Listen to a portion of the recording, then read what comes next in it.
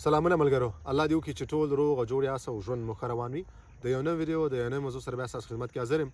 ملګرو، د څو ورځې راهیسې دغه موضوع ډېره زیاته ګرمه ده چې ډېر زیات افغانان رد کېږي، منفي اخلي د سیندیا نه. ما ته هم ډېر زیات کمنټونه راځي، میسیجونه راځي، په واتساپ باندې ډېر زیات ملګري زنګونه وایي چې نن سبا افغانان منفي کوي. اکثرا ملګرو سره ما دا خبرې وکړلې، کوم ملګري چې ما ته میسیجونه کوي یا کمنټونه کوي، دوی ته آیا تاسو خپله څوک لیدلی، تاسو خپله څوک منفي شوی دی او که نه؟ ولې دوی څوک نه پیژني چې پلانکي ملګري دا ویلي، پلانکي ځای نه موږ دا خبر واورېدو. یو خو موږ او تاسو کې دا ډېر زیات غټ یو بد عادت دی چې ډېر زر یو منفي یو غلط خبر موږ او تاسو ډېر زیات خورو.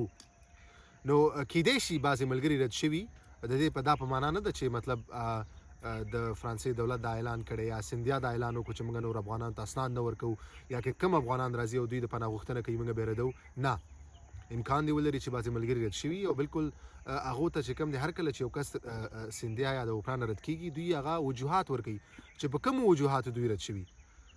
نو اکثرا ملګري چې کوم دی هغه انټرویو صحیح نه ورکوي، سوالونه غلط ورکوي، سوالونو جوابونه غلط ورکوي، یا معلومات صحیح ورنه کړي، یا هغه پوښتنو ته دوی صحیح جوابونه ونه وایي. نو دا د دوی خپله مشکلې، خپله دوی کې یو غلطي هغې د وجې دوی رد کېږي.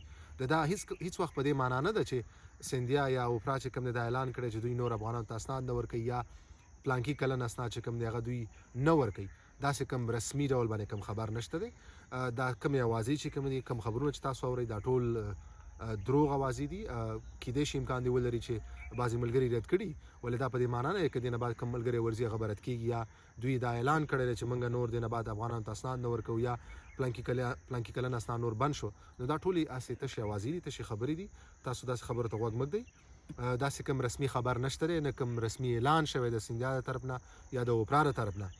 نو دغسې اوازې تاسو ورته غوږ مه نیسئ او موږ کوشش وکړئ چې تر څو پورې تاسو مطمئن نه یو خبر باندې، یا تاسو د رسمي خبر نه کوم خبر نه اورېدلی، نو تاسو هغه خبر مخکې نورو ملګرو ته مه پاس کوئ. موږ یو ملګري مطلب یو اکثرا افغانان یو کس وګوري چې هغه رد شوی دی، نو دغه خبر بیا ډېر زیات خورېږي، نورو ملګرو ته وایي، یو کور نه بل کور ته، د یو ځای نه بل ځای ته. نو بیا اکثرا ملګري وایي چې پلانکي هم رد کړی و. ولې څوک دا پوښتنه نه کوي چې ته په کومو وجوهاتو رد کړی، ته ولې رد کړی؟ تاسو کله د هغوی هغه رد لیټر چې کوم دی ریفیوزل لیټر کتلی دی چې د هغوی په څه وجوهاتو رد کړی دی؟ که هغه تاسو وګورئ، نو اکثرا د غلطیانې به چې کومي دا به خپله د دې افغانانو وي چا چې پناه غوښتنه کړې ده. دوی به صحیح انټرویو نه وي ورکړي، دوی به صحیح جوابونه نه وي ورکړي، دوی به صحیح معلومات نه وي ورکړي. ځکه یې ردوي. په یو ریفیوزل لیټر کې تر اوسه پورې ما دا نه دي لیدلي چې پلانکي په دې وجې رد کړو چې سیندیا یا اوپرا چې کوم دی هغه اسناد بند کړي دي یا پلانکي کلن اسناد په نن سبا کې د فرانسې دولت بند کړي. دا ټول لسې افواګانې دي.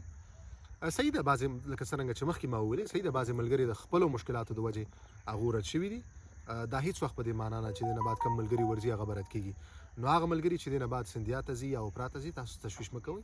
تاسو ځان اماده کوئ، انټرویو دپاره ځان مکمل اماده کوئ، امادګي واخلئ، هلته صحیح جوابونه ورکوئ، پوښتنو ته صحیح جوابونه ووایئ، پوره صحیح معلومات ورکوئ د خپل کیس په اړه باندې.